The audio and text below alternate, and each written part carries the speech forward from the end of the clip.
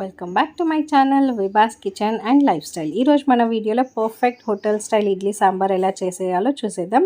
ముందుగా నేను ఒక కడాయిలో ఒక 7 ఎండుమిర్చిని తీసుకొని కొద్దిగా ఆయిల్ వేసుకొని ఫ్రై చేసుకుంటున్నాను.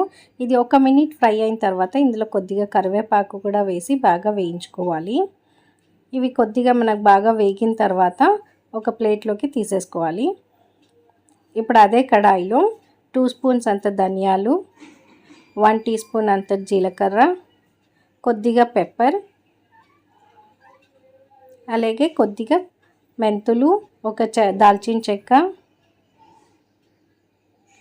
1 టీ స్పూన్ అంత ఆయిల్ వేసుకొని ఇవన్నీ కూడా బాగా స్లో ఫ్లేమ్లో వేయించుకోవాలి. బాగా వేగిన తర్వాత ప్లేట్లోకి తీసేసుకోవాలి. ఇప్పుడు మళ్ళీ అదే కడాయిలో 1 టీ స్పూన్ అంత శనగపప్పు, అలాగే 1 టీ స్పూన్ అంత బియ్యం.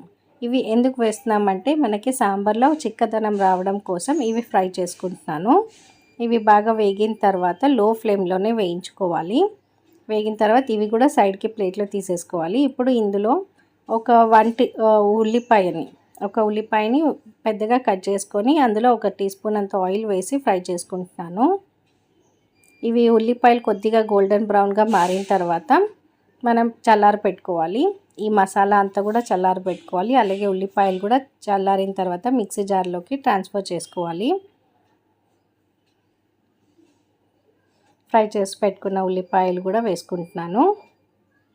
అలాగే కొద్దిగా కొబ్బరి, ఒక 1/2 కప్ అంతా కొబ్బరి ముక్కలు కూడా వేసి అందులో కొద్దిగా వాటర్ వేసి ఫైన్ పేస్ట్ లాగా గ్రైండ్ చేసుకోవాలి.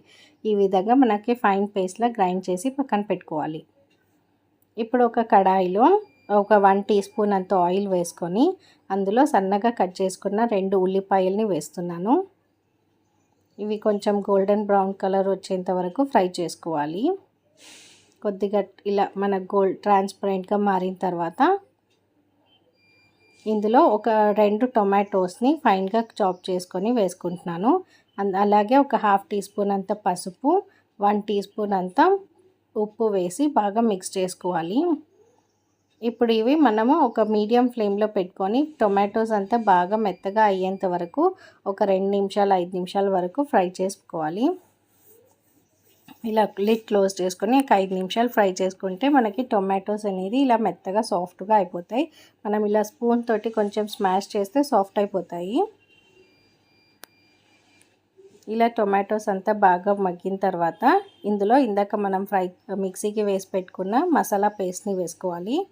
అదే మిక్సీ జార్లో కొద్దిగా వాటర్ వేసి వేసుకుంటున్నాను. ఇప్పుడు ఇదంతా పేస్ట్ కూడా బాగా మిక్స్ అయ్యేలా బాగా కలుపుకోవాలి. ఇలా అంతా కలుపుకొని లిడ్ క్లోజ్ చేసుకొని మీడియం ఫ్లేమ్లో ఒక 5 నిమిషాల పాటు బాగా ఉడికించుకోవాలి. ఇలా కొద్దిగా 5 నిమిషాల తర్వాత బాగా మిక్స్ చేసుకోవాలి. ఇప్పుడు ఇందులో నేను ముందుగా నానబెట్టుకున్న చింతపండు వాటర్ వేసుకుంటున్నాను.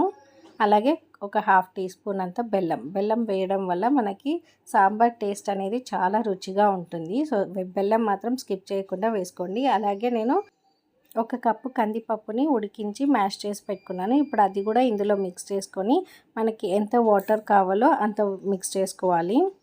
మనకు సాంబార్ ఏ కన్సిస్టెన్సీలో కావాలి అనుకుంటే మనం అంత వాటర్ కలుపుకోవాలి. నేనైతే ఇక్కడ కొంచెం థిక్గానే చేస్తున్నాను.